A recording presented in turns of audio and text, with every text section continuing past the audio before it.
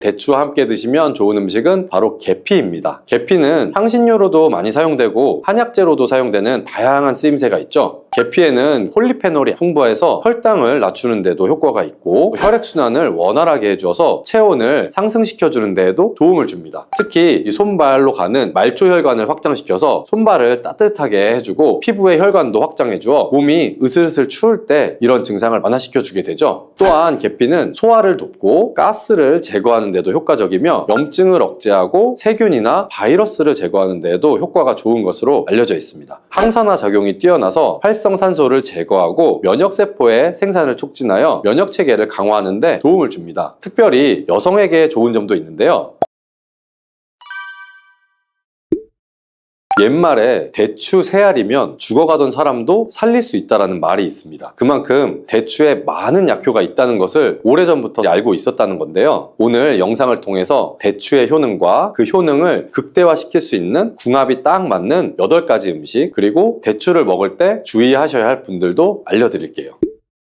대추와 함께 먹으면 보약이 되는 음식 첫 번째는 바로 칡입니다. 대추에는 불면증을 개선하고 신경을 안정시켜주고 스트레스를 해소하는 데 도움을 주는 효능이 있습니다. 이런 효능이 칡과 함께 먹으면 약효가 배가 되어서 도움을 주게 되는데요. 대추에는 갈락토스, 메가당 등의 성분이 풍부하여 긴장을 풀어주고 신경을 안정화시켜주어 불면증을 완화시켜줄 수가 있습니다. 또한 대추 씨에는 사포닌이 함유되어 있는데 이 성분이 중추신경계를 안정화시켜주는 효과가 있어서 신경을 이완시켜주면서 수면을 유도하는 데 도움을 줍니다. 그리고 혈액순환을 개선시켜주어 몸을 따뜻하게 해주고 이로 인해 수면의 질을 향상시켜주는 것으로 알려져 있습니다. 이런 효능들이 칡 속에 함유된 이소플라본과 만나서 시너지 효과를 내게 되는데요. 칡은 우리 몸의 상체에 있는 열을 내려주어서 수면 장애를 개선시켜주는 식품으로 많이 알려져 있습니다. 이소플라본이 몸에 열을 내려주고 근육의 긴장도 풀어주면서 이완시켜주기 때문에 숙면을 취하는데 도움을 줄 수가 있는 것이죠. 대추와 칡을 함께 복용하는 방법은 차로 만들어서 드시면 되는데요. 만드는 방법도 알려드릴게요. 물 3리터 정도의 대추는 8알, 칡은 약 30g 정도를 넣으시고 물이 반 정도 줄어들 때까지 끓여서 차로 따뜻하게 드시면 됩니다. 특히 여성들에게 적극 추천드리는데요. 그 이유는 칡에 함유되어 있는 이소플라본의 양이 석류나 콩에 함유된 양보다 훨씬 많기 때문입니다. 이소플라본은 중년 이후 여성들의 갱년기 증상 완화에 직접적으로 도움을 주죠. 꼭 기억하시면 좋겠습니다. 두 번째로 대추와 함께 먹으면 좋은 음식은 바로 영지버섯입니다. 영지버섯의 맛은 쓴 것이 특징이고 대추는 단맛이 특징입니다. 대추와 영지버섯이 만나면 이 영지버섯의 쓴맛을 대추의 단맛으로 중화를 시킬 수가 있고요. 영지버섯에는 베타글루칸이 풍부하게 함유되어 있어서 면역력을 강화시켜주는데 정말 좋은 음식이 되고 또한 레티난이라는 성분도 풍부한데요. 이 성분이 강력한 항암작용을 해서 암세포의 증식을 억제하고 암의 재발을 방지하는 데 도움을 줍니다. 그리고 영지버섯에는 불포화지방산이 풍부하게 함유되어 있어서 혈관 내 콜레스테롤 수치를 낮춰주고 혈액순환을 원활하게 해서 혈관 건강을 개선하는 데 도움을 주고요. 또한 영지버섯은 자율신경을 안정시켜주기 때문에 불면증을 개선하는 데에도 탁월한 효능을 발휘합니다. 한의학에서는 신경쇠약으로 작은 일에도 가슴이 뛰는 증상이 쉽게 가라앉지 않고 잠이 잘 안 오는 분들에게 처방하는 약재이기도 합니다. 이런 효능들이 대추와 만나면 그 효과가 극대화가 되는데요. 대추와 영지버섯을 함께 차로 끓여 드시게 되면 불안했던 마음도 진정이 되고 안정화가 되는 효능이 더 상승하기 때문이죠. 세 번째, 대추와 함께 먹으면 좋은 음식은 상황버섯입니다. 대추와 상황버섯을 함께 드시면 면역력과 항암 효과가 극대화되는데요. 대추에 풍부한 베툴린산 성분은 강력한 항염작용으로 염증을 억제하고 항암작용으로 암세포를 억제하여 종양 증식을 방지하는 효능이 있습니다. 이런 대추의 항염, 항암작용을 극대화하는데 상황버섯이 도움을 주게 되는데요. 상황버섯에도 다당류인 베타글루칸 성분이 풍부해서 항암 효과와 면역력을 강화하는데 도움을 줍니다. 약재로 사용하는 대부분의 버섯에는 베타글루칸 성분들이 함유가 되어 있는데요. 식약처에서 건강기능식품의 원료로 인정한 버섯은 상황버섯, 영지버섯, 표고버섯 등이 있습니다. 네 번째, 대추와 함께 먹으면 좋은 음식은 바로 양파입니다. 대추는 간세포의 독성 수치를 정상으로 회복하는 효능이 있는데요. 이것은 대추에 함유된 사이클릭 AMP라는 성분이 항염증, 항지질의 효과를 갖고 있기 때문이에요. 이때 양파와 함께 복용을 하면 효과가 배가 되는데요. 양파에 함유된 글루타치온 성분이 간의 해독작용을 도와서 간의 피로도를 낮춰주는데 효과가 있는 것으로 알려져 있죠. 대추와 양파는 함께 차로 끓여 드시면 되는데요. 만드는 방법도 알려드릴게요. 물 2리터 정도의 대추 열알과 양파 반 개를 넣고 끓여주시고 물이 반 정도로 줄 때까지 졸여서 차로 드시면 됩니다. 5번째, 대추와 함께 드시면 좋은 음식은 바로 계피입니다. 계피는 향신료로도 많이 사용되고 한약재로도 사용되는 다양한 쓰임새가 있죠. 계피에는 폴리페놀이 풍부해서 혈당을 낮추는 데도 효과가 있고 혈액순환을 원활하게 해주어서 체온을 상승시켜주는 데에도 도움을 줍니다. 특히 이 손발로 가는 말초혈관을 확장시켜서 손발을 따뜻하게 해주고 피부의 혈관도 확장해주어 몸이 으슬으슬 추울 때 이런 증상을 완화시켜주게 되죠. 또한 계피는 소화를 돕고 가스를 제거하는 데도 효과적이며 염증을 억제하고 세균이나 바이러스를 제거하는 데에도 효과가 좋은 것으로 알려져 있습니다. 항산화 작용이 뛰어나서 활성산소를 제거하고 면역세포의 생산을 촉진하여 면역체계를 강화하는 데 도움을 줍니다. 특별히 여성에게 좋은 점도 있는데요. 자궁을 따뜻하게 만들어 주어서 여성 질환에 많은 도움을 주는 식품이고요. 계피는 다만 매운맛이 강하고 위나 식도에 자극을 줄 수가 있기 때문에 단독으로 먹기에는 불편한데요. 대추와 함께 드시면 이런 문제를 줄여줄 수가 있습니다. 6번째, 대추와 함께 드시면 좋은 음식은 생강입니다. 한의학에서는 대추와 생강을 함께 한약재로 처방을 많이 하는데요. 강삼조이라고 해서 생강 3쪽과 대추 2알을 뜻하게 됩니다. 대추와 생강을 함께 섭취하게 되면 위장이 약한 사람의 소화 기능을 도와서 영양분의 흡수율을 높이고 흡수된 성분들이 몸 전체로 잘 퍼지게 하는 작용을 할 수가 있습니다. 대추와 생강을 함께 섭취하게 되면 생강의 쇼가올 성분이 소화액 분비를 촉진해서 대추로 인한 위장의 불편함을 해결할 수가 있고 대추는 생강의 자극을 중화시켜 위장에 주는 부담을 줄여줄 수가 있습니다. 이렇게 대추와 생강을 넣고 끓인 것을 강조탕이라고 하는데요. 수족냉증이나 평소에 몸이 찬 분들이 드시면 몸이 따뜻해지는 효과를 누릴 수가 있습니다. 조금 전에 알려드린 계피까지 함께 넣고 끓이셔도 좋은데요. 만드는 방법을 알려드릴게요. 대추 5알, 생강 4쪽, 계피는 5g, 물 2리터 정도를 넣고 끓여서 반 정도 줄어들 때까지 졸이시면 됩니다. 7번째, 대추와 함께 드시면 좋은 음식은 마늘입니다. 마늘은 항암 식재료로 정말 유명하죠. 이 항암 작용뿐만 아니라 피를 맑게 해주고 면역력을 강화하는 데에도 좋은 음식입니다. 마늘은 혈관 확장을 촉진해주고 혈류를 개선해서 고혈압을 줄이는 데도 도움이 될 수가 있고요. LDL 콜레스테롤 수치를 낮추고 혈전 생성을 억제하기 때문에 심장질환, 뇌졸중의 위험을 줄이는 데도 도움이 될 수가 있습니다. 항균 및 항박테리아 특성을 지닌 알리신과 같은 화합물을 함유하고 있어서 전반적인 면역체계를 강화하는 데 도움이 됩니다. 미국의 국립암연구소를 비롯한 각종 기관의 연구에 따르면 마늘을 지속적으로 섭취한 사람이 그렇지 않은 사람에 비해서 폐암, 전립선암, 위암, 대장암 등 암 발병률이 낮은 것으로 나타났습니다. 마늘과 대추의 음식 궁합이 좋아서 대추와 마늘의 효능이 극대화가 되는데요. 마늘과 대추를 함께 먹는 대표적인 음식으로는 삼계탕이 있습니다. 8번째, 대추와 함께 드시면 좋은 음식은 통밀입니다. 통밀에는 비타민 B가 풍부하게 함유되어 있죠. 이 비타민 B는 우리 몸의 에너지 생산에 중요한 역할을 하고 신경 전달 물질인 세로토닌의 생성을 돕기 때문에 기분을 안정시키고 스트레스를 완화시키는 데에도 효과적입니다. 또한 통밀은 식이섬유가 풍부하여 장 건강에 도움을 주고 혈당 상승을 억제해주는 효능이 있어서 혈당 유지에도 도움을 줍니다. 그리고 비타민 E, 칼륨 성분이 풍부하게 함유되어 있어서 콜레스테롤이 체내에 쌓이는 것을 억제하고 혈관 건강을 유지하는 데도 도움을 주죠. 대추와 통밀을 함께 섭취하면 뇌 혈류량을 증가시켜주고 갱년기의 우울증을 완화시켜주며 스트레스 저항력을 높여주고 불안 증세를 낮춰주는 효능이 있습니다. 특히 신경성으로 나타나는 증상을 완화시켜주는데요. 신경성 위염, 신경성 장염, 불면증, 신경성 편두통 등에도 효과가 좋은 것으로 알려져 있습니다. 또한 자율신경의 균형을 잡아주기 때문에 심장 신경을 안정화시켜 주어서 마음을 편안하게 해주는 데도 도움을 줄 수가 있습니다. 대추와 통밀을 함께 끓여서 차로 만들어 드셔도 좋고요. 대추를 잼으로 만들어서 통밀빵에 발라 드셔도 좋습니다. 이 외에도 대추에 함유된 여러 비타민과 식이섬유, 플라보노이드, 미네랄 등이 노화를 방지해주는 효능이 있고 특히 대추의 식이섬유는 우리 몸에 쌓이는 발암물질을 흡착시켜서 몸 밖으로 배출해주는 효능이 있어서 암 예방에도 도움을 줄 수가 있습니다. 또 대추에 함유된 베타카로틴은 체내에 발생되는 활성산소를 제거해주며 피부 미용에도 도움을 주는 것으로 알려져 있습니다. 대추에는 칼륨이 바나나보다 2배 이상 함유되어 있어서 체내에 나트륨을 배출하는 데에도 탁월한 효능을 발휘해주죠. 이로 인해서 고혈압을 방지하는 데 도움을 줍니다. 그리고 베툴린산 알파토란이라고 하는 성분이 성분이 풍부해서 위험을 억제하고 예방하는 효능도 있습니다. 대추는 이렇게 좋은 효능들로 건강에 많은 도움이 되지만 모두에게 좋은 건 또 아닙니다. 그럼 대추를 드실 때 주의하셔야 할 분들을 알려드려야겠죠?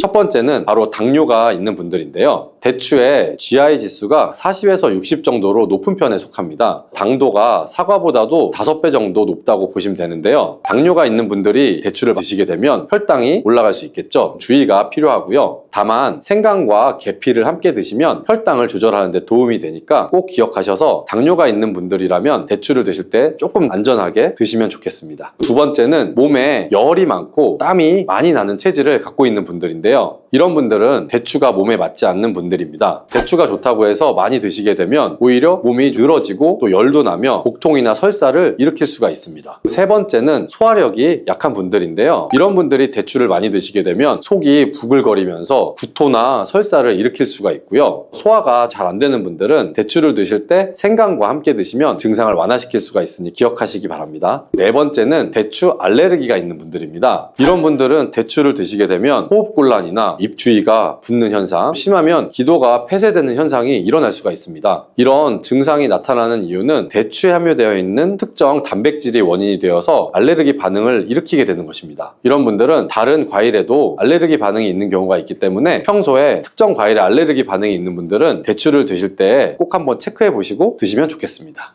애호박은 칼륨이 풍부한 식품인데요. 칼륨은 고혈압을 예방하고 혈압을 낮추는데 도움을 주는 영양소입니다. 그러나 고혈압약을 복용 중인 분들은 애호박을 과도하게 섭취할 경우 약물과 상호작용을 일으킬 수 있으니 주의해야 하는 거 꼭 잊지 마시고요. 고혈압약과 함께 칼륨을 과도하게 섭취하면 혈압이 많이 낮아지거나 다른 부작용이 생길 수가 있기 때문에 혈압약을 복용 중인 분들은 애호박 섭취량을 적당히 조절하시는 것이 좋습니다. 또한 항응고제와 상호작용할 가능성이 있어서 항응고제를 복용 중인 사람은 의사와 상담이 필요하답니다.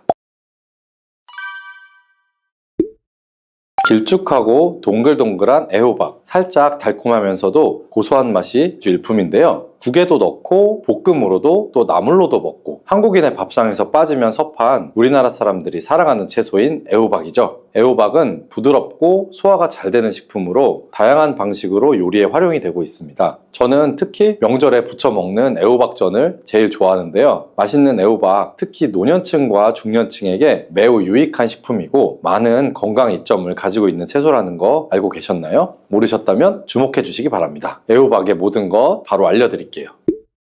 애호박의 효능 첫 번째는 바로 피부 미용 효과입니다. 애호박은 피부 미용에 뛰어난 효능을 가진 채소로 알려져 있는데요. 그 이유는 애호박에 풍부한 비타민 C와 A가 피부 건강에 도움을 주기 때문입니다. 비타민 C는 콜라겐 생성에 중요한 역할을 하면서 동시에 피부 탄력과 재생에 도움을 줍니다. 또 항산화 작용을 통해서 피부를 보호하고 노화를 예방할 수 있답니다. 애호박은 비타민 A의 전구체인 베타카로틴을 함유하고 있는데요. 비타민 A는 피부 세포의 재생을 촉진하고 피부 건강을 유지하는 데 도움을 줍니다. 이렇게 피부에 좋은 성분들이 풍부한 애호박을 꾸준히 섭취하면 피부 탄력이 개선되고 노화 방지에도 효과적이겠죠. 또한 애호박에 함유된 수분량이 높아서 피부를 촉촉하게 유지하는 데 도움이 되는데요. 피부가 건조하고 푸석해지기 쉬운 중년 이후에는 수분 보충이 아주 중요한데 애호박을 먹음으로써 자연스럽게 피부에 수분을 공급할 수 있습니다. 피부를 촉촉하고 탄력 있게 유지하려면 애호박이 중요한 역할을 해주니 피부 생각하시면 애호박 꼭 드셔야겠죠.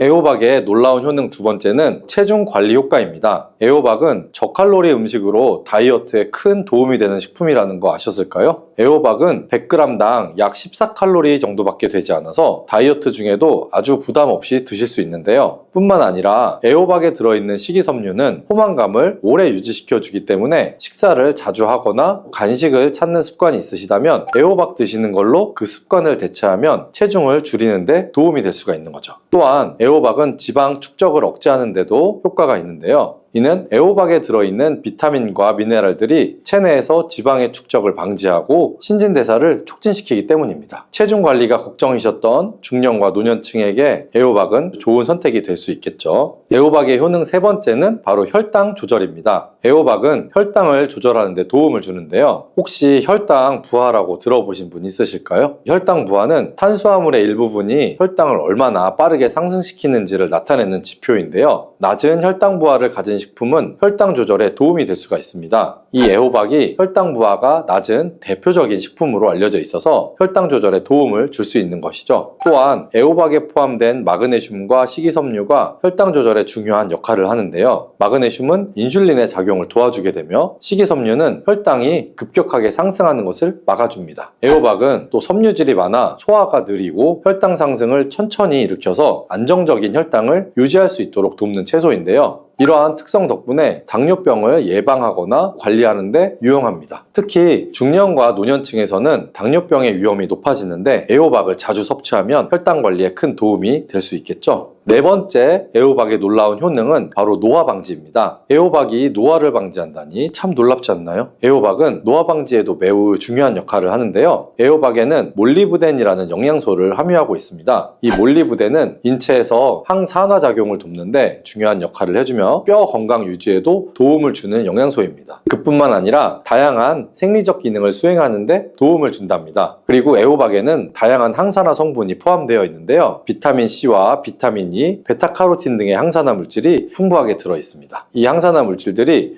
프리라디칼로부터 세포를 보호해서 노화를 막아주는데 애호박에 포함된 항산화 성분들이 활성산소를 제거해주고 세포의 노화를 늦춰 피부나 조직의 건강을 지켜줄 수가 있습니다. 활성산소는 노화를 촉진하고 세포를 손상시키는 주범인데요. 애호박에 함유되어 있는 항산화 성분들이 이를 제거하기도 하고 또 애호박에 들어있는 비타민 E와 비타민 C는 피부를 보호하고 염증을 완화하는 데도 도움을 주니 나이가 들수록 피부와 신체의 노화를 예방하는 것이 중요하기 때문에 꼭 애호박을 꾸준히 섭취해서 노화를 방지해 보세요. 애호박의 효능 다섯 번째는 해독작용입니다. 애호박이 해독작용까지 한다니 모르셨을 분들 많을 텐데요. 왜 애호박이 해독에 좋은 채소인지 알려드릴게요. 애호박은 체내 해독작용을 촉진하는 데 도움이 되는 채소인데요. 애호박에 함유된 칼륨과 식이섬유는 체내에 불필요한 물질을 배출하는 데 도움을 줍니다. 특히 칼륨은 체내에 나트륨을 배출하는 역할을 하여 부종을 줄이고 신체의 균형을 맞추는 데에도 도움을 주죠. 위에서 얘기해드렸던 애호박에 들어있는 몰리브덴이라는 성분은 호박 종류인 단호박, 늙은 호박, 애호박 중에서 애호박에 가장 풍부하게 함유되어 있는데요. 이 성분은 노화 방지뿐만 아니라 죽은 세포를 배출하고 염증을 억제하며 독성 반응을 억제하는 데도 도움을 주는 성분입니다. 또 애호박에 포함된 다양한 비타민과 미네랄들은 간 기능을 돕고 몸속의 독소를 제거해 주는데 중요한 역할을 합니다. 중년 이후에는 몸에서 노폐물과 독소가 쌓이기가 쉬운데 애호박을 섭취함으로써 해독작용을 촉진하고 몸을 건강하게 유지하는 데 큰 도움을 줄 수가 있는 거죠. 애호박을 꾸준히 섭취하면 신진대사를 활성화시키고 체내에 불필요한 물질들을 배출하는 데 도움이 될 수 있으니 몸속에 해독을 원하시는 분들은 이제부터라도 꼭 애호박 챙겨 드셔야겠죠. 한 가지 주의할 점은 몰리브덴이라는 성분은 열에 약하기 때문에 애호박을 드실 때는 빠른 시간에 살짝 볶아서 드시는 것이 좋습니다. 잊지 마시고요. 애호박은 건강에 좋은 효능이 많지만 다른 음식과 함께 섭취할 때 영양이 배가 되고 효능의 궁합이 더욱 좋을 수가 있는데요. 어떤 음식들이 애호박과 영양 성분의 궁합이 좋은지 바로 알려드릴게요.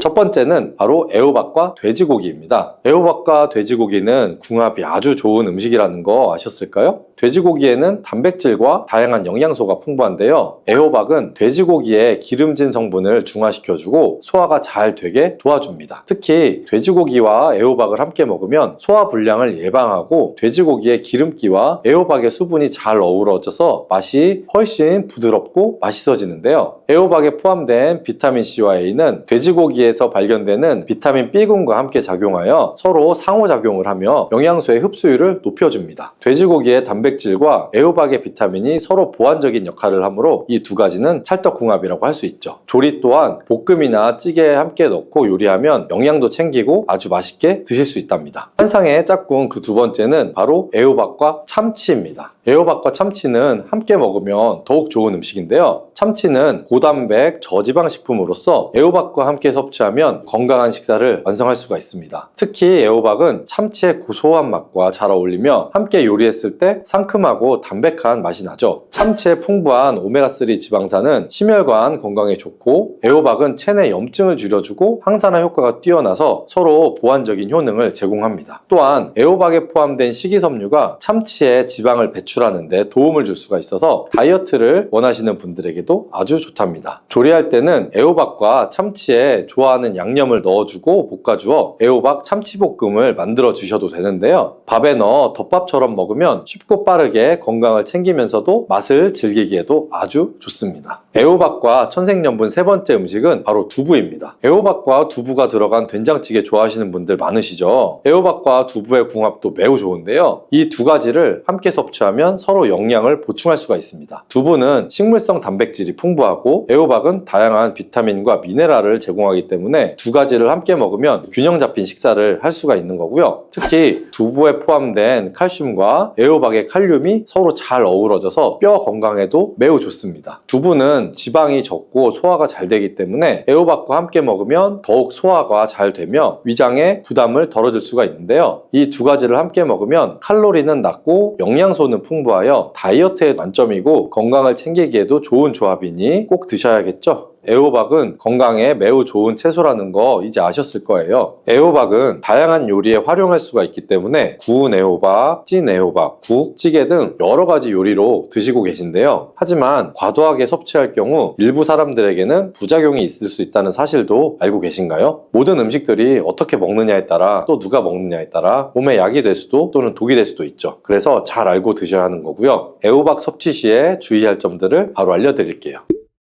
애호박 섭취 시 주의할 점 첫 번째는 바로 과도한 섭취로 인한 소화불량 유발입니다. 애호박은 수분 함량이 높고 섬유질이 풍부한 채소인데요. 애호박은 대체로 안전한 식품이지만 과도하게 섭취하면 소화불량이나 배탈이 날 수 있다는 거 아셨나요? 특히 애호박을 많이 먹을 경우에는 장에서 가스를 발생시키거나 배가 불편해지는 경우가 있을 수가 있는데요. 이 때문에 애호박은 적당히 섭취하시는 것이 좋습니다. 소화가 약한 분들이나 위장이 예민한 분들은 애호박을 너무 많이 먹지 않도록 주의해야 하는데요. 하루 한두 개 정도로 섭취하면 좋고 과도한 섭취는 피하는 것이 안전하겠죠? 애호박 드실 때 주의하실 것 두 번째는 약과의 상호작용입니다. 애호박은 칼륨이 풍부한 식품인데요. 칼륨은 고혈압을 예방하고 혈압을 낮추는데 도움을 주는 영양소입니다. 그러나 고혈압약을 복용 중인 분들은 애호박을 과도하게 섭취할 경우 약물과 상호작용을 일으킬 수 있으니 주의해야 하는 거 꼭 잊지 마시고요. 고혈압약과 함께 칼륨을 과도하게 섭취하면 혈압이 많이 낮아지거나 다른 부작용이 생길 수가 있기 때문에 혈압약을 복용 중인 분들은 애호박 섭취량을 적당히 조절하시는 것이 좋습니다. 또한 항응고제와 상호작용할 가능성이 있어서 항응고제를 복용 중인 사람은 의사와 상담이 필요하답니다. 혹시 식자재 마트에서 주키니 호박이라고 보신 적 있으실까요? 저는 마트에 애호박을 사러 갔다가 주키니 호박이라는 게 있길래 새로 개발한 품종인가 궁금했는데요. 인터넷에서 애호박을 구매하려고 검색해보면 주키니라는 애호박을 쉽게 볼 수 있기도 하고요. 이 둘의 차이를 아는 분이 계실까요? 그냥 색깔이 조금 짙은 서양 애호박이라고 생각하셨던 분들은 주목해주세요. 그냥 모양새만 다른 게 아니라 식감, 영양도 다르다고 하는데요. 그 둘의 차이점을 바로 알려드릴게요.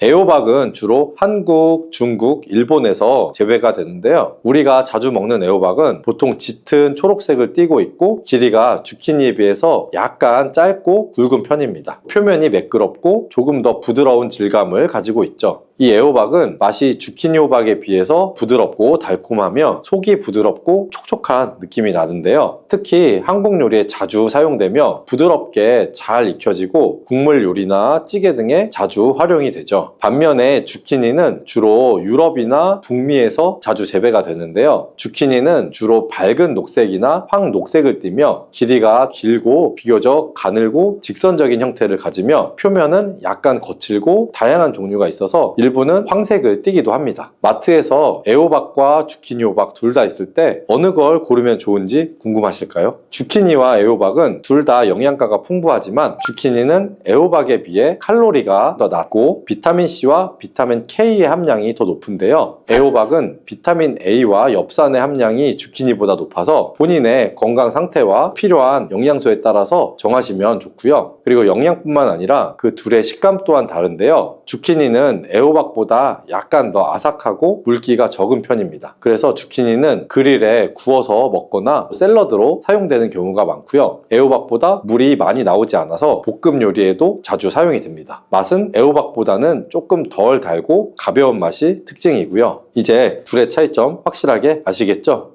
자, 이렇게 좋은 무도 드실 때 주의하셔야 하는 분들이 있는데요. 바로 갑상선 질환이 있는 분들입니다. 왜냐하면 무에 들어있는 고이트로젠이라는 성분 때문이에요. 처음 들어보시는 분들이 많을 텐데요. 이 성분들은 요오드가 우리 몸 안으로 체내 흡수되는 것을 억제하고 갑상선 호르몬이 생성되는 것을 방해하기 때문이에요. 그래서 갑상선 기능 저하증이 있는 분들이 이 고이트로젠을 많이 드시게 되면 그 증상이 악화가 될 수 있습니다. 겨울 무를 드시면 도대체 어떤 효능이 있을까요? 겨울무는 조직 자체가 치밀하고 단맛도 좋으면서 약성 또한 강한 특징이 있는데요. 그렇다면 그 효과를 한번 알아보겠습니다.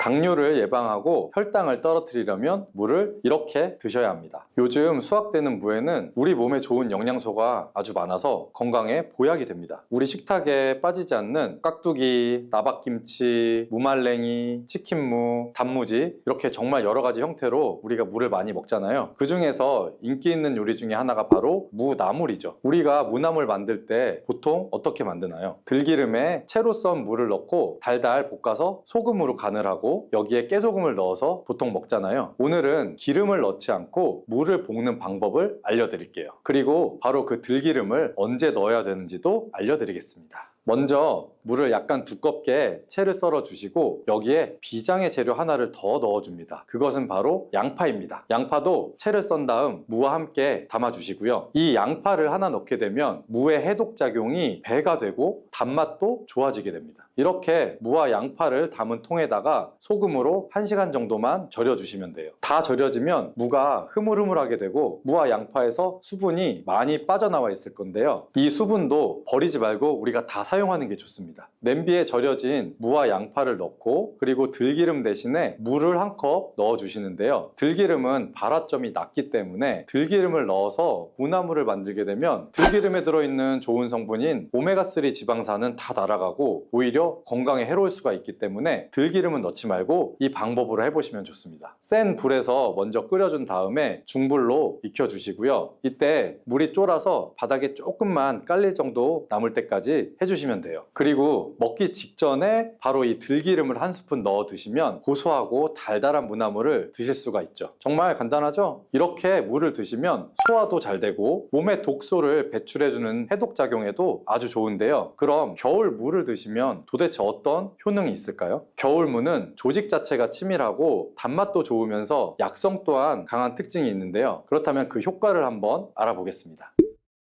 첫 번째는 기침을 멈추게 하고 가래를 묽게 해서 쉽게 배출되도록 도와주는 건데요. 우리가 무를 생으로 그냥 먹으면 알싸한 매운맛이 있죠. 이 바로 매운맛이 무에 들어있는 시니그린이라는 성분 때문인데요. 이 시니그린의 효능이 바로 호흡기의 점막을 자극해서 점액 분비를 촉진해 주는 겁니다. 이렇게 점액이 나와 호흡기에 붙어있는 가래를 묽게 만들어서 쉽게 배출되도록 도와주는 거고요. 이뿐 아니라 점막이 호흡기 외벽을 보호해서 각종 세균이나 감기 바이러스 등이 쉽게 우리 몸으로 침투하지 못하게끔 보호해주는 효과도 있습니다. 우리가 보통 병원에서 처방받아서 먹는 감기약과는 좀 다르게 무는 기관지가 본연의 역할을 잘 할 수 있도록 회복시키고 유지시켜준다는 좋은 점이 있는 겁니다. 이런 효능 때문에 가래나 기침 등의 감기로부터 우리 몸을 보호하고 회복시킬 수가 있는 거고요. 그러면 특별히 이 기침, 가래 증상, 그리고 호흡기에 도움이 되도록 무를 먹는 방법을 한 가지 알려드릴게요. 그건 무를 바로 주스로 만들어서 마시면 되는데요. 이때 무와 배를 함께 사용하시면 됩니다. 겨울에 감기에 걸렸을 때 우리가 배숙을 만들어서 마시기도 하잖아요. 배 자체에도 염증을 가라앉혀주고 기침을 먹게 해주는 효능이 있기 때문인데요. 이런 배와 물을 함께 드시게 되면 겨울에 건조했던 기관지가 촉촉해져서 기침도 줄여주고 가래를 묽게 해서 몸 밖으로 배출하기가 쉬워지게 돼요. 또 무와 배는 열을 내려주는 효능이 있기 때문에 기관지염이나 편도선염, 후두염 이런 목에서 오는 열감을 완화시키는 데에도 도움을 줄 수가 있습니다. 이걸 만드는 방법은 무와 배를 약 1:1의 비율로 섞어서 믹서기에 넣고 갈아주시면 되는데 한 가지 주의할 점이 무에는 초록색 부분이 있고 흰색 부분이 있죠. 이 중에서 흰색 부분은 매운맛이 좀 더 강하고 초록색 부분은 단맛이 조금 더 좋습니다. 그래서 우리가 우리가 주스를 만들 때에는 초록색 부분을 사용하시는 것을 추천드립니다. 그리고 무와 배의 껍질도 꼭 함께 갈아주시면 좋은데요. 왜냐하면 속살보다 껍질에 더 많은 플라보노이드 성분이 함유되어 있기 때문이에요. 배에 있는 씨만 제거하시고 믹서기에 넣고 갈아주신 다음 그대로 마시면 되는데요. 만약에 이게 너무 걸쭉해서 마시기가 힘들면 면포에 좀 걸러주신 다음에 드시면 마시기 좋습니다. 자, 두 번째 무의 효능은 바로 소화에 좋은 건데요. 우리가 천연 소화제라고 하면 떠오르는 것이 바로 이 무입니다. 왜냐하면 무 안에는 전분을 분해하는 아밀라제와 디아스타제가 풍부하고 단백질을 분해해주는 효소인 프로테아제도 많이 들어있어서 우리가 고기를 먹을 때도 이 무를 같이 먹으면 정말 좋은 음식이 되거든요. 김장을 하고 나서 돼지고기 삶은 다음에 우리가 수육 많이 하죠. 이때 이 김장김치 그리고 남은 무를 가지고 양념을 더해서 무김치를 만들어 수육과 함께 먹을 수 있죠. 이렇게 드시는 게 무의 단백질 소화 요소인 프로테아제 덕분에 정말 좋은 음식의 궁합을 만들게 되는 거예요. 또 무에는 탄수화물을 분해하는 디아스타제라는 효소가 아주 많이 들어있거든요. 우리나라의 주식이 뭐죠? 바로 쌀이죠. 우리가 쌀밥을 먹을 때 무로 만든 반찬을 드시는 게 그래서 좋은 방법이 될 수가 있는데요. 나이가 들면 보통 몸에서 나오는 소화 효소 자체가 좀 줄어들 수밖에 없어요. 그래서 나이가 들수록 무로 만든 반찬을 많이 드시는 게 도움이 됩니다. 근데 이 무에 함유된 이 효소들은 열에 좀 약하기 때문에 무의 소화 효소를 섭취하려면 사실 열을 가하지 않은 생으로 드시는 게 더 좋기는 해요. 동치미나 깍두기가 정말 안성맞춤이 되겠죠. 그리고 무에는 지방을 분해하는 효소인 에스터라제가 아주 풍부한데요. 우리가 집에서 흔히 많이 먹는 야식 중에 치킨이 있죠. 이 치킨 배달을 시키면 치킨무가 꼭 같이 오죠. 바로 지방이 많은 치킨을 먹을 때 무를 함께 드시면 입안도 아주 깔끔해지고 소화도 잘 되겠죠. 그리고 세 번째 무의 효능은 혈관 건강에 좋다는 건데요. 무에는 식이섬유가 풍부해서 장 건강에 도움을 줄 뿐 아니라 혈관 건강에도 도움을 주는데요. 바로 이 식이섬유가 체내의 콜레스테롤을 흡착시켜서 체외로 배출시켜 주므로 혈관 내 노폐물을 제거하고 혈액순환을 원활하게 도와주는 겁니다. 또 비타민C도 풍부하게 함유되어 있는데요. 이 무의 비타민C는 항산화 작용이 좋기 때문에 혈관 내의 활성산소를 제거해주고 혈관벽을 튼튼하게 해주는데도 도움을 줍니다. 그리고 무에는 칼륨이 함유되어 있는데 칼륨의 대표적인 효과가 바로 나트륨을 배출하는 겁니다. 혈관 내의 나트륨은 우리 몸의 혈압 상승이랑 직접적으로 관련이 되는데 무를 꾸준히 섭취함으로써 혈관 내의 나트륨을 몸 밖으로 배출시켜서 혈압을 낮추고 심혈관 질환을 예방하는 데에도 도움을 줍니다. 그리고 엽산 또한 무에 풍부하게 함유되어 있는데요. 이 엽산이 혈관에 염증을 억제해 줄 수 있고 혈전 생성을 막아주는 역할을 해줄 수가 있습니다. 이만하면 무가 혈관 건강에 정말 특효약이나 다름없죠. 그리고 네 번째 무의 효능은 바로 해독작용인데요. 무에는 베타인이라는 성분이 아주 풍부합니다. 들어보신 분도 있을 텐데 이 베타인은 간의 해독작용을 도와주고 소변으로 독성을 배출하게 해주는 기능이 있습니다. 그리고 무에는 식물성의 유황성분이 함유가 되어 있는데 이 식물성의 유황성분은 미세먼지로부터 오염된 중금속이 우리 몸에 들어올 때 여러 가지의 독성들을 해독해주는 효과가 있습니다. 또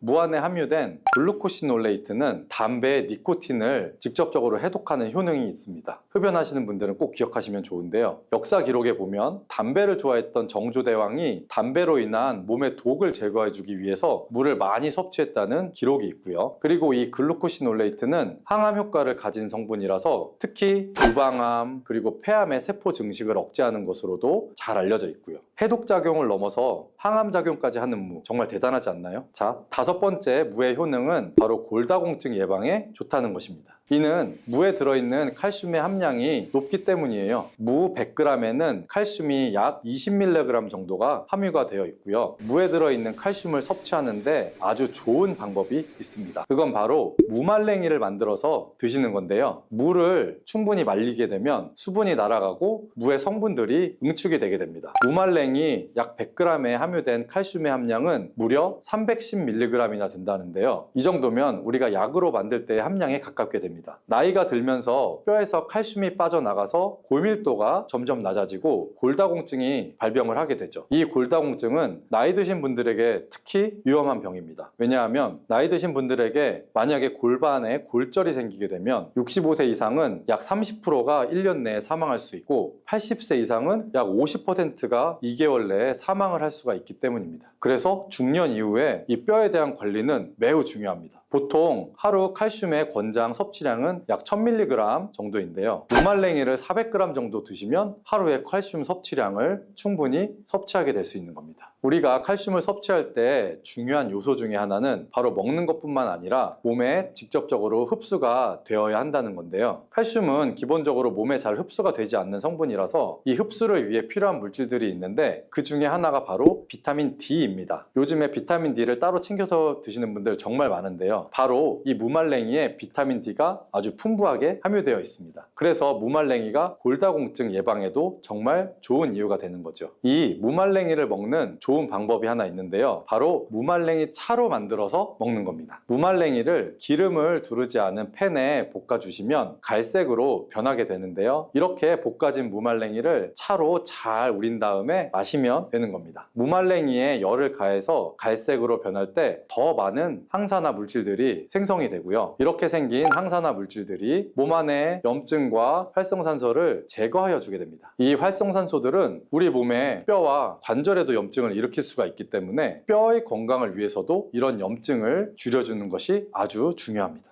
여섯 번째 무의 효능은 바로 당뇨를 예방하는 데 도움을 준다는 건데요. 미국 당뇨병 협회에서는 당뇨를 예방하기 위해서 물을 매일 섭취하라고 권고를 하고 있습니다. 탄수화물을 우리가 섭취하게 되면 탄수화물이 당으로 변해서 우리 몸의 혈당 지수가 올라가게 되는데요. 이렇게 혈당 지수를 올라가는 데 관여하는 호르몬이 바로 글루카곤입니다. 우리가 물을 섭취하게 되면 이 글루카곤의 기능을 억제해 줄 수가 있는데요. 혈당을 올리는 글루카곤의 효능이 제한되기 때문에 혈당 조절에 도움을 주는 겁니다. 무에는 이렇게 많은 효능이 있습니다. 그리고 함께 드시면 무의 효능을 극대화할 수 있는 음식이 있습니다. 그 첫 번째는 바로 꿀인데요. 무에는 이소티오시아네이트라는 성분이 있는데요. 이 성분은 매운맛을 내주고 혈액순환을 원활하게 해서 신진대사를 활성화시키는 효과가 있습니다. 꿀에는 항균, 항염, 항산화 이런 효능들이 있어서 무와 함께 드시면 기관지를 촉촉하게 하고 기침을 줄어들게 하며 몸의 기력을 보충해주는 효과가 있습니다. 그리고 무와 함께 드실 때 좋은 음식 두 번째는 바로 생강입니다. 생강에는 진저롤과 효가올 성분이 함유가 되어 있는데 몸 안에 있는 찬 기운을 밖으로 배출해주고 몸을 따뜻하게 해주는 효능이 있습니다. 우리 몸이 따뜻해지면 일반적으로 몸의 면역력이 올라가게 되고요. 또한 생강은 심혈관을 건강하게 해주는데요. 생강을 섭취하게 되면 콜레스테롤 수치가 낮아지게 되고 혈액순환을 원활하게 해주기 때문에 혈관 건강에도 도움이 됩니다. 자, 이렇게 좋은 무도 드실 때 주의하셔야 하는 분들이 있는데요. 바로 갑상선 질환이 있는 분들입니다. 왜냐하면 무에 들어있는 고이트로젠이라는 성분 때문이에요. 처음 들어보시는 분들이 많을 텐데요. 이 성분들은 요오드가 우리 몸 안으로 체내 흡수되는 것을 억제하고 갑상선 호르몬이 생성되는 것을 방해하기 때문이에요. 그래서 갑상선 기능 저하증이 있는 분들이 이 고이트로젠을 많이 드시게 되면 그 증상이 악화가 될 수 있습니다. 다만 체내에 요오드가 풍부하게 있는 상태면 사실 이 효과는 미미하기 때문에 평소에 요오드가 풍부한 해조류를 많이 드시면 도움이 됩니다. 그리고 이 고이트로젠은 열을 가하게 되면 일반적으로 그 효과가 약해지게 되기 때문에 따라서 갑상선 기능 저하증이 있는 분들은 물을 드실 때 생으로 그냥 드시지 말고 열에 잘 익혀서 드시기를 추천합니다. 도라지에는 사포닌이라는 성분이 많이 들어있는데요. 이 성분은 여러 가지 건강 효과가 있지만 약물과 상호작용을 일으킬 수 있다는 것 아실까요? 특히 도라지의 사포닌은 혈압을 낮추는 작용을 할 수가 있기 때문에 고혈압약을 복용 중인 분들은 도라지를 과도하게 섭취하게 되면 약효에 영향을 미칠 수가 있어서 주의가 필요합니다. 잘못하면 혈압약과 함께 섭취한 뒤 혈압이 지나치게 낮아질 위험이 있을 수 있다는 거죠. 또한 도라지는 체내에서 흡수되는 철분의 양을 방해할 수가 있는데요. 부족한 사람이나 철분제를 복용 중인 분들은 도라지 섭취에 신경을 써야 할 필요가 있습니다. 향긋하면서도 쌉쌀한 도라지 좋아하시나요? 도라지는 무침이나 도라지차, 도라지즙으로 우리 주변에서 손쉽게 찾아볼 수 있는데요. 도라지는 그 독특한 맛과 함께 여러 가지 건강 효능을 가지고 있는데 특히 중년과 노년층에게는 더욱 중요한 효과들이 많다는 것 아실까요? 오늘은 도라지가 어떤 효능을 가지고 있는지, 도라지와 함께 먹으면 더 좋은 음식, 또 도라지에 대한 우리 건강에 유용한 다양한 정보까지 자세하게 알려드릴게요.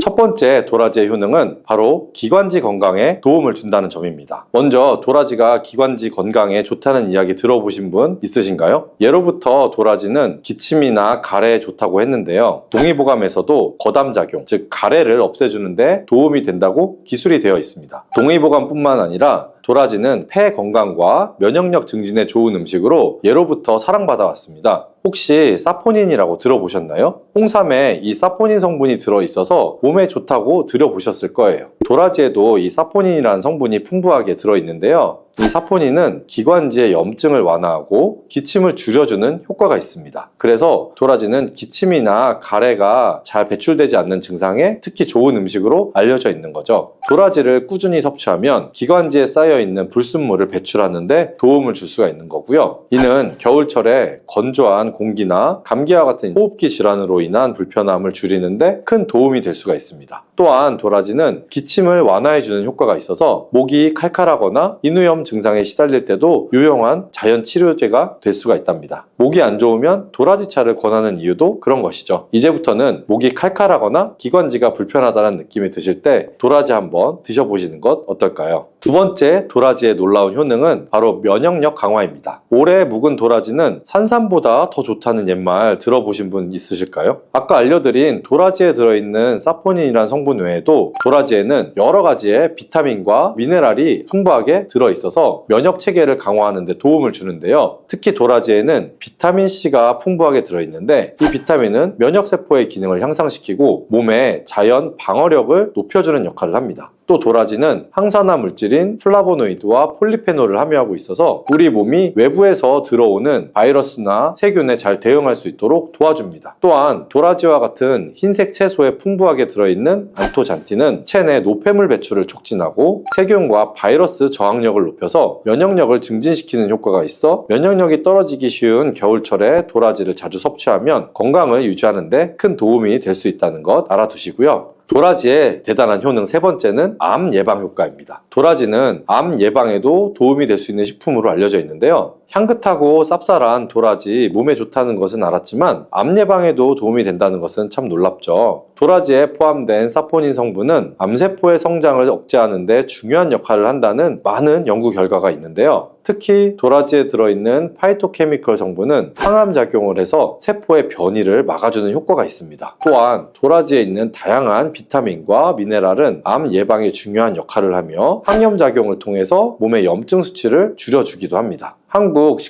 식품영양과학회지에 제출된 논문에 따르면 도라지 추출물로 실험 연구를 해봤는데요. 그 결과는 아주 놀라웠습니다. 실험 결과는 도라지 추출물이 자궁경부암, 유방암, 간암, 폐암세포에도 성장 억제하는 효능이 있는 항암 효과가 있다는 것을 알아냈고 또 다른 연구의 실험 결과에서는 도라지가 암세포 성장을 억제하고 암세포 자멸사를 유도하는 것으로 밝혀졌다고 합니다. 물론 도라지 하나로 모든 것이 해결되는 것은 아니지만 도라지를 꾸준히 섭취하면 도라지의 효능으로 몸이 건강한 상태를 유지하며 암을 예방하는 데도 도움이 될 수 있다는 거 알아주시고요. 도라지의 놀라운 효능 네 번째는 노화 방지 효과입니다. 도라지의 중요한 효능 중 하나는 바로 노화 방지입니다. 도라지에는 풍부한 항산화 성분이 들어있어서 세포의 노화를 늦추는 데 도움을 준다니 놀랍지 않나요? 우리 몸은 나이가 들면서 자연적으로 활성산소가 증가하고 이 활성산소가 세포를 손상시켜서 노화를 촉진하는데요. 도라지에 포함된 항산화 성분은 이 활성산소를 제거하고 세포를 보호해줄 뿐만 아니라 도라지는 피부 건강에도 도움이 될 수가 있답니다. 뿐만 아니라 도라지의 사포닌과 플라티코딘 D 성분이 체지방 감소와 지방 배출을 촉진해서 다이어트에도 효과가 효과적이고, 도라지에 함유된 비타민 C는 피부의 콜라겐 생성을 촉진시켜주기 때문에 피부 탄력과 건강을 유지하는데 좋은 역할을 해주는데요. 이런 이유들로 도라지는 노화 방지와 피부, 그리고 전반적인 신체 건강을 위해서 꾸준히 섭취하는 것이 좋습니다. 도라지는 놀라운 건강 효능이 있는 식품이지만 모든 음식이 그렇듯이 잘못 섭취하거나 특정한 체질의 사람에게는 부작용이 있을 수가 있는데요. 몸에 독이 될 수 있는 도라지 섭취법과 도라지를 드실 때 주의할 점을 몇 가지 알려드릴게요.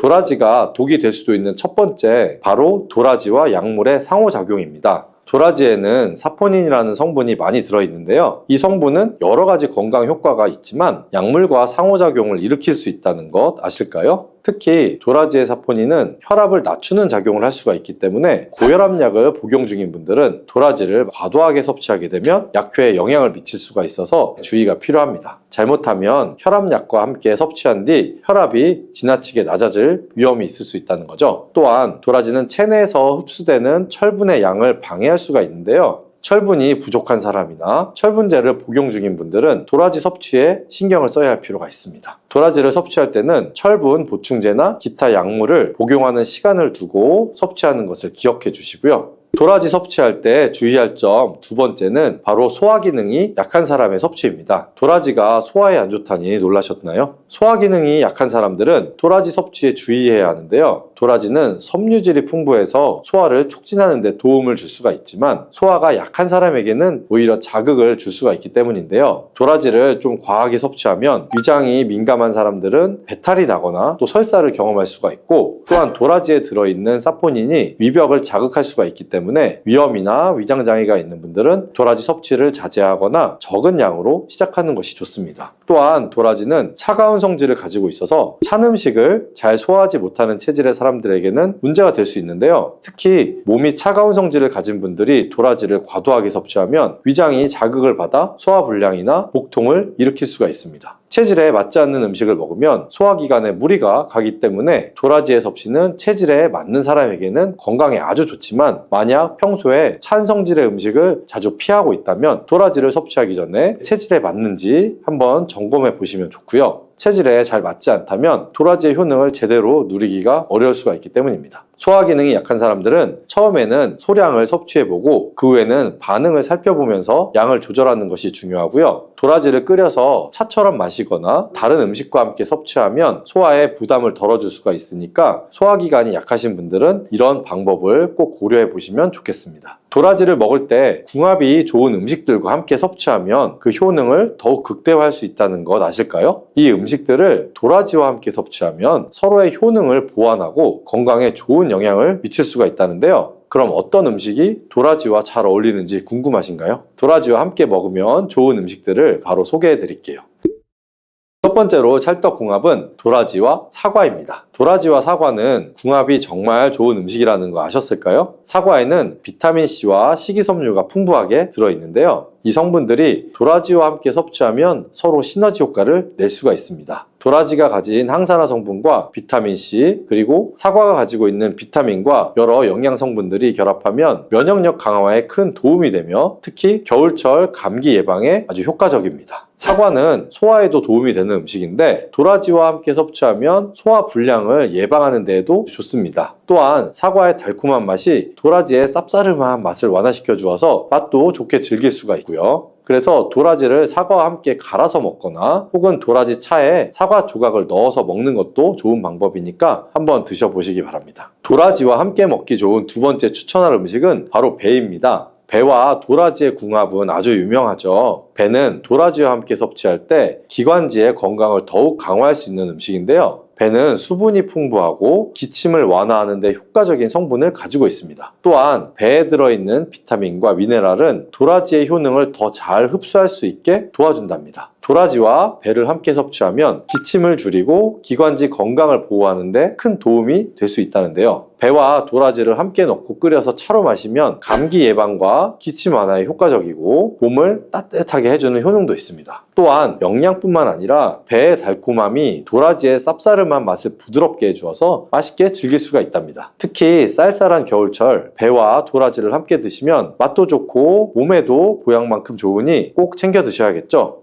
도라지와 환상의 짝꿍 세 번째는 바로 생강입니다. 생강은 차가운 성질을 가진 도라지를 따뜻하게 만들어주는 음식으로 도라지와 함께 섭취하면 몸을 따뜻하게 하고 소화 기능을 도와주는데요. 생강은 위장을 자극해서 소화를 촉진하고 몸에 쌓인 노폐물을 배출하는데 효과적이죠. 특히 도라지와 생강을 함께 끓여서 차로 마시면 겨울철에 몸을 따뜻하게 해주고 면역력을 강화하는 데도 아주 좋습니다. 생강은 혈액순환을 도와주고 염증을 감소시키는 효과가 있어서 도라지의 효능을 더욱 잘 살려준답니다. 이 두 가지를 함께 섭취하면 감기 예방뿐만 아니라 체내에 쌓인 독소를 배출하는 데에도 큰 도움이 되니까 도라지와 생강을 함께 우려서 차로 한번 마셔보세요. 도라지와 찰떡궁합인 음식이 있으면 도라지와 궁합이 좋지 않은 식품도 있겠죠. 도라지의 효능을 제대로 누리기 위해서는 음식의 궁합도 신경을 써야 하는데요. 도라지와 함께 먹을 때 피해야 할 식품들을 바로 소개해 드릴게요.